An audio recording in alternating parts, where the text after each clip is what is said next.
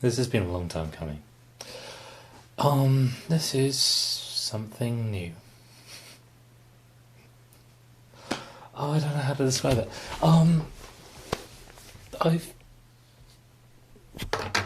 I've got something for you.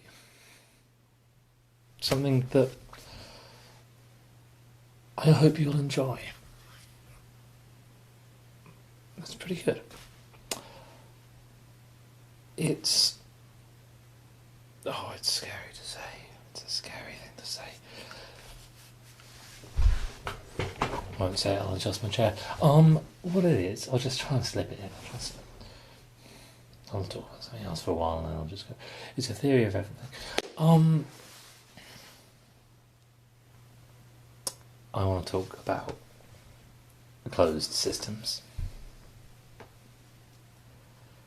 Because this whole thing only really makes sense if you understand closed systems. We live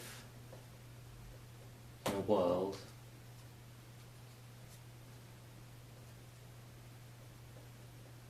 that doesn't make sense.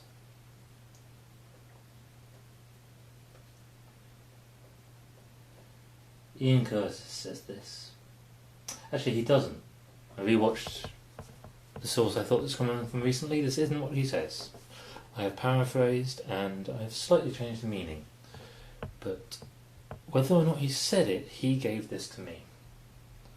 He may never have intended this, but this is the source.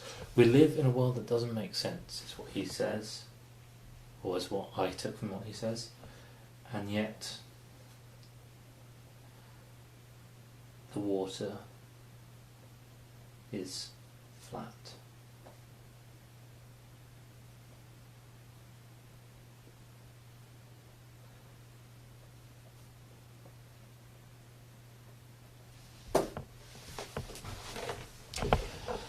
Let's talk about the square root of -1.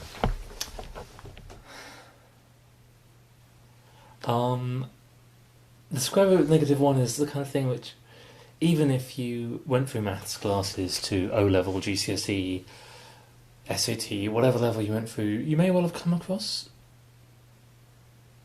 you may well have used, and like so much that we see in mathematics, you may well not have got a chance to enjoy. There isn't. I spend all day, every day, effectively doing mathematics, and the thing I'm doing looks only glancingly like the thing you did in maths class, and that's because the thing you did in maths class is everything but the fun bit, and the thing that really productive mathematicians do is everything, including the fun bit, because the fun bit is what gets you through, and I want to take you through a bit of the fun bit, and about what it really means for a system to be closed. So, the square root of -1 is a number that we cannot express with any other normal number line number. So let's think for a sec about what the square root of a number means, and put it the other way. If we're looking for the square root of -1, we're looking for the number that we can square and get -1. So if we're looking for the square root, the same with any negative number. If we're looking for the square root of 2, we can find a number, 1.4 something, you know. If you square 1.4, you'll get like 1.9 something. And you can do this with any positive number. It doesn't have to be a whole number. You can find the square root. You just put it in the calculator. It won't work with any negative number. There's just no way of getting that. You could try it. You can't think of any two numbers that you could multiply that number by the same thing and get a negative number. So if we have a negative number like the square root of -2, actually we can turn this into the square root of 2 times the square root of -1. So the only bit that's missing is the square root of -1. And we cannot make a number that fits on that number line that we can square to get -1. So we invent one. We just say, let's give the square root of -1 a name. And let's start using it as if it was a number.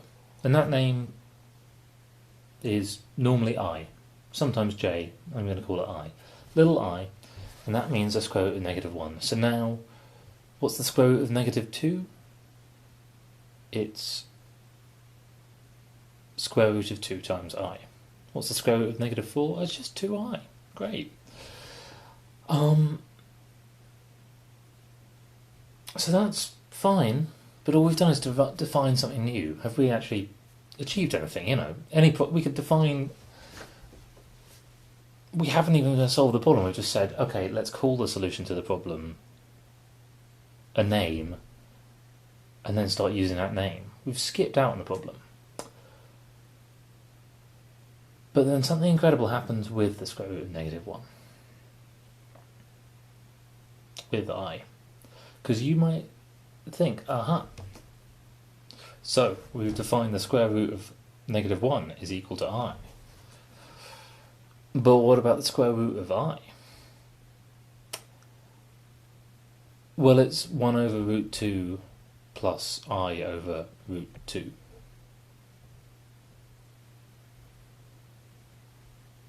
It works. We can find the square root of I. You can check this if you want. I encourage anyone to go and check it. Remembering that I squared is -1. If you take that number and you multiply it by itself, you will find that the answer you get is I. So we found a number that we can square to get I. Okay, so what about what about the square root of -I? Given that this whole problem came from there being the square root of -1, what about the square root of -I? Well, that's 1 over root 2 minus I over root 2. It works. In fact, you know that original problem we had, that we could find a whole bunch of numbers, we could find half the number line, all the negative numbers that didn't fit in our number system. And so we invented the stopgap. And now every number does. Even numbers that come from that stopgap. We had this hole in the system. And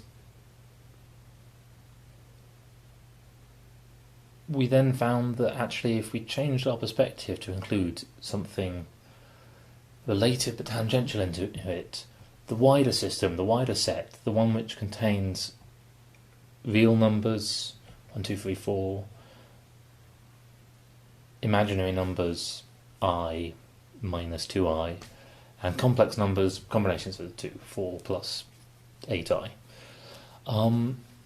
That is a closed system.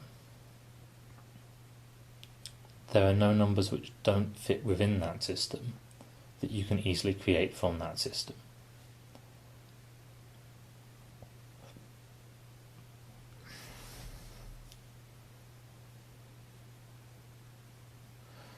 So in its way, irrational numbers are a theory of a small everything. They're a theory of everything because they're a theory of everything kind of contained within them.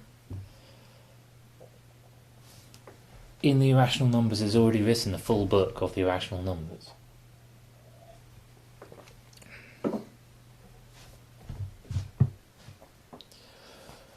We live in a world that doesn't make sense, and yet the water is flat.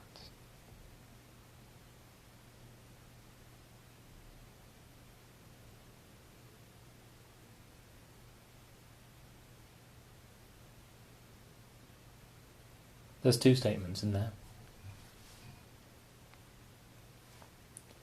And they're two statements that seem like they can't fit within the same system. and over however long it takes, and it's going to be a long time, and we're going to go a long way, and I don't know all the steps, and I don't quite know what's at the end. I'm going to show you how that loop is closed. About what viewpoint was missing to make that statement not just consistent, but just like the square root of -1. Once you have it, you can describe. You can't just account for everything, you can describe everything in that number system.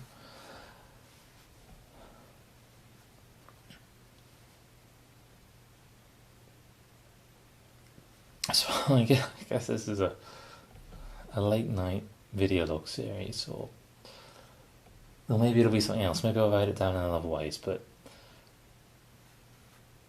I've been thinking about it a long time, and I think it's time to start getting it down. And there is a lot in here. And my horse, my kingdom for an editor. That's not even a quote. I'm going to leave all these in. I'm not going to edit it yet. I might edit it one day, but right now, if the choice is between making the uphill struggle of putting it together and having to edit it, I'm worried that I won't do it. And I think it needs to be out there, and I think in doing this, it will edit itself. Maybe not in this version. You are watching version 1. Actually, no, there's already people who I have to acknowledge who've sat through version 1. You're watching version like 4.5 of a new theory of everything.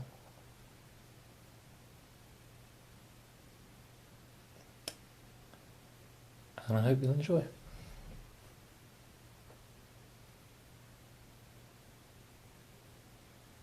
I'm going to stop here. I'm going to stop regularly. I'm going to try and make short videos to give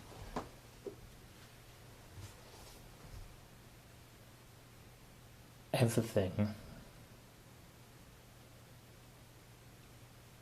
a chance to settle in and be thought through at whatever pace, and I will say some things that you will think are not worth your time, and I will say some things that you will think are beyond you, and I will say some things that you will think are beneath me, and I will say lots of things that I don't fully believe or condone or even have thought, because we are diving into the irrational.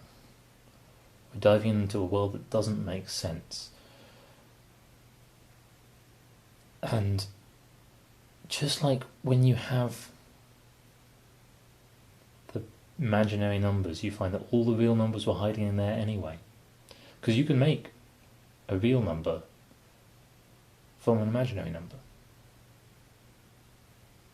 I squared might be -1, but I to the 4 is 1. All the real numbers are in there. Hiding in semi-plain sight in the irrational is the rational, in the rational is the irrational. And if that sounds like a statement not yet substantiated, then stick with me for however many episodes this is, because that's the thing that I hope to show you by the end.